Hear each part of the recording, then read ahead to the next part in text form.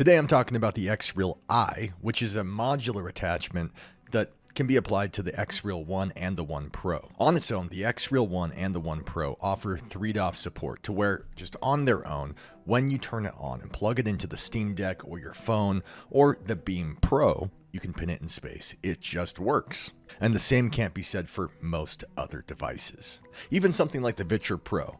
I swear to God, they're all full of crap. I used it and they'll tell you that, nah, it has 3DOF support. But no, you have to have that neck band, which has a chip in it that makes that possible.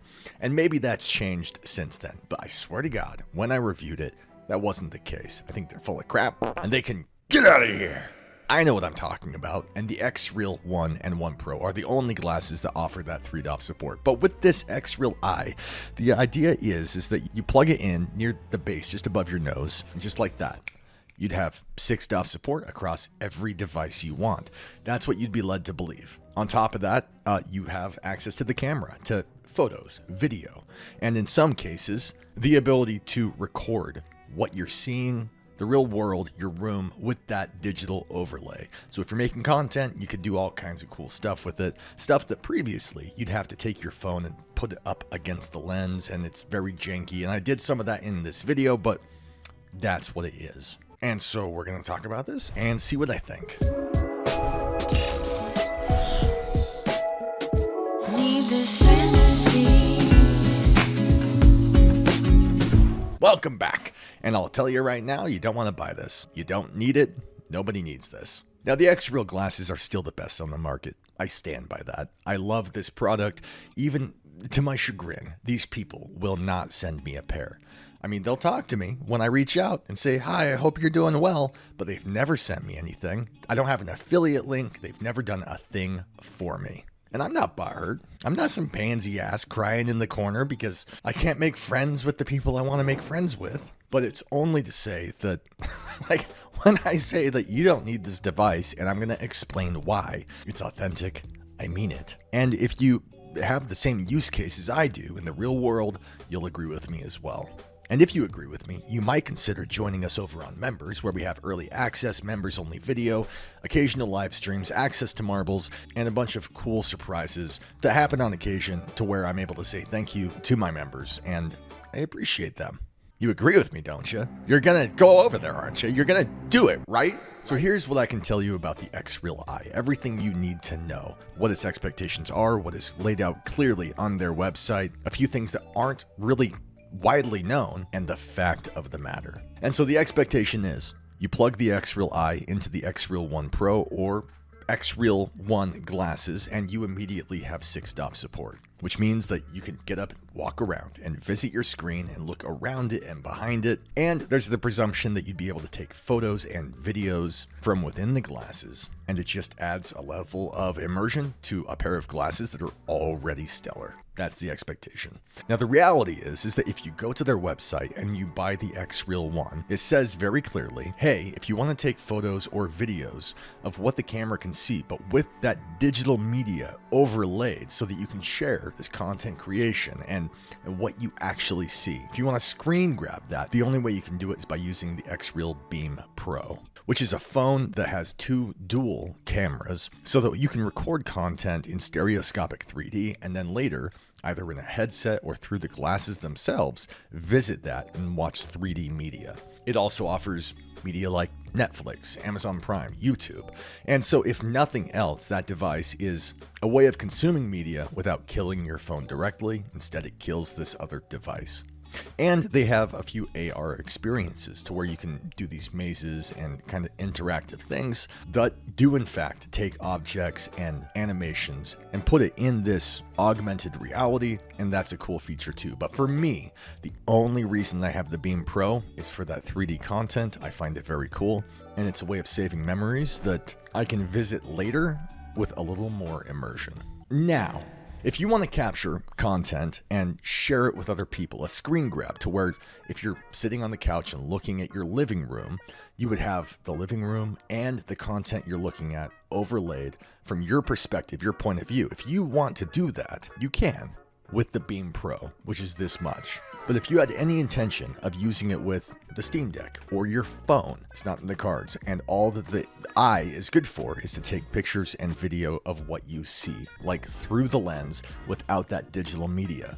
And I'm going to come back to that. But here's the kicker. I think we would all agree that the selling point of the Xreal Eye is the 6DoF. Near virtual reality, augmented reality that you can stand up and peruse and walk around your room. And it's very cool when it works. But two things. This is one camera. It's not two. It's not even three.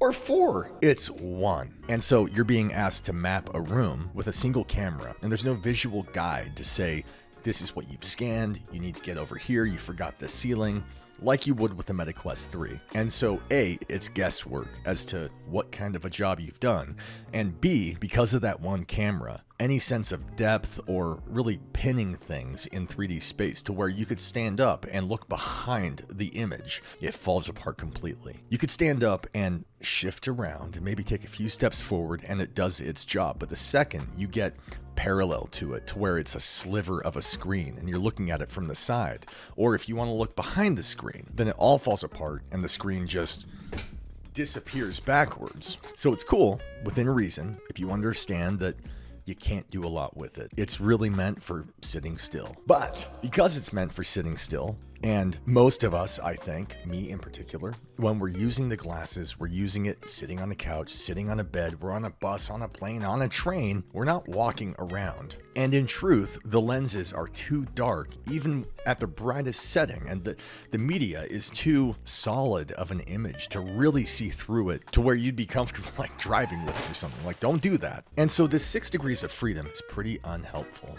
It's pretty useless because 3 degrees of freedom is enough. It's good enough. I don't know who 6DoF is for. I really wanted it. I was looking so forward to it because it's 6DoF. It's VR. Like it was going to be cool.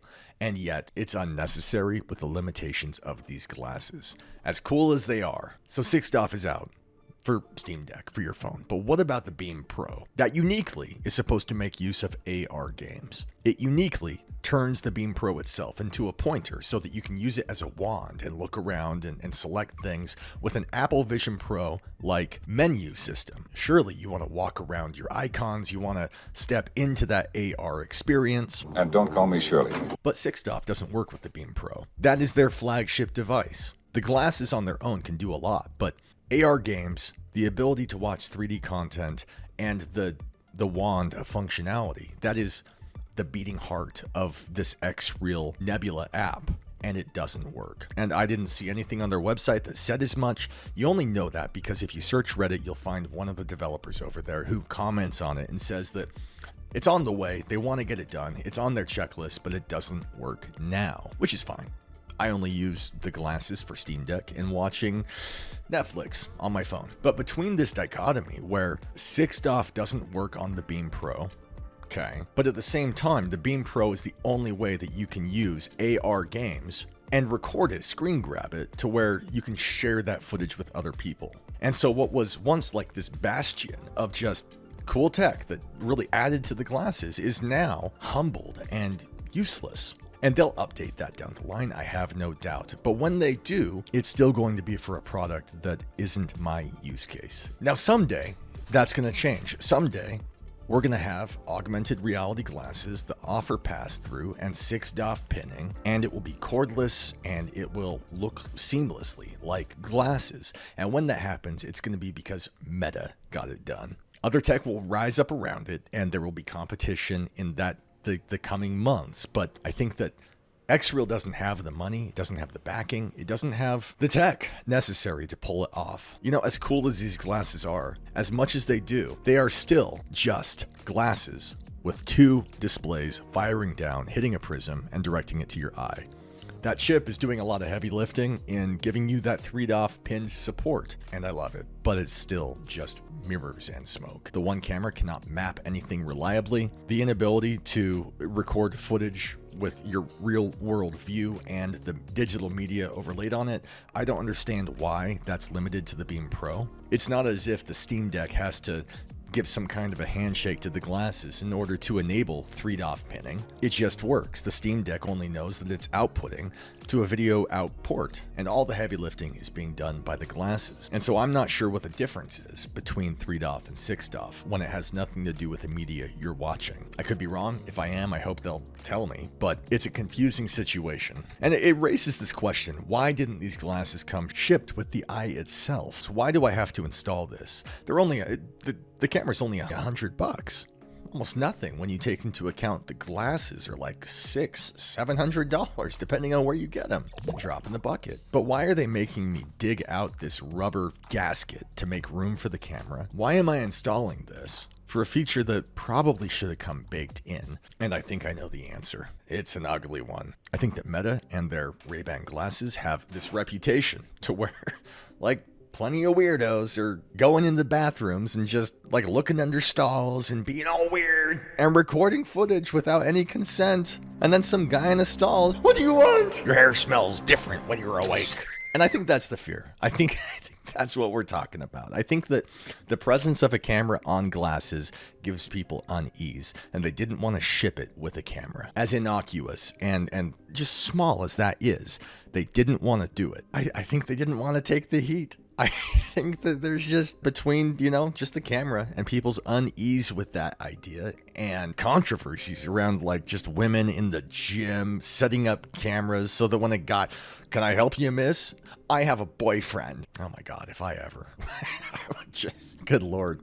People are idiots. The world is a terrible place. And that's why people are so uneasy about this. I have to think that's why. I have to think that's the reason that it didn't ship with it. But there is this thing, I'll show some footage here, but this unboxing I had with this camera. When it comes out of the box, this little guy here, there was paper kind of covering the lens, as is often the case with delicate electronics, and you have to pull off the paper. You got to be careful of the pins and all that. But once I had it installed, pretty sure I'd done it right, I realized that there was this blemish on the back. I thought it was paper because there's this imperfection to it. Like it's got kind of a bump texture to it. And so I thought that, there was paper on the back that I forgot to take off. I better try. And it wasn't. It's just kind of a shoddy application. And now it doesn't look amazing. Now there's like this raised edge and I don't know. It wasn't in good condition when I got it, but now it's even uglier. What the f are we doing?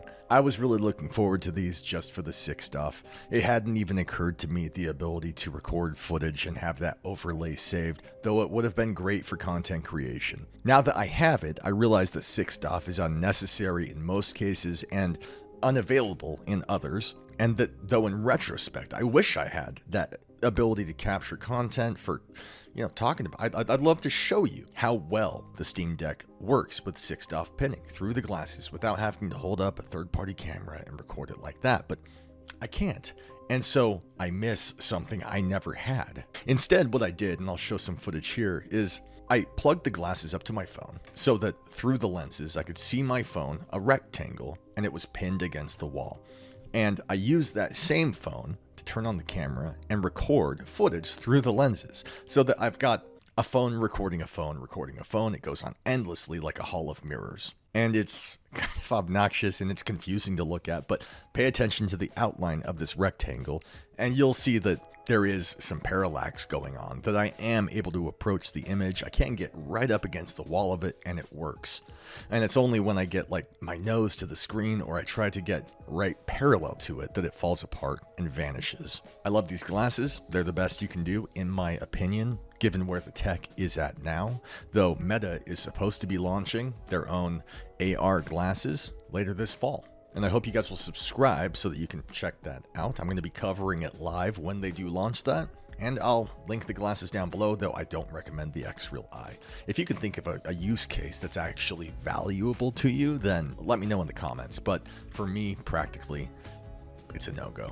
And that's all I got. So thank you for being here. Please subscribe, like, comment, hit that notification bell, do all that stuff. And consider joining us on Members for all that awesome content and fun opportunities. I would love to have you there. Thank you very much for my current members. You guys mean the world to me. I cannot do it without you.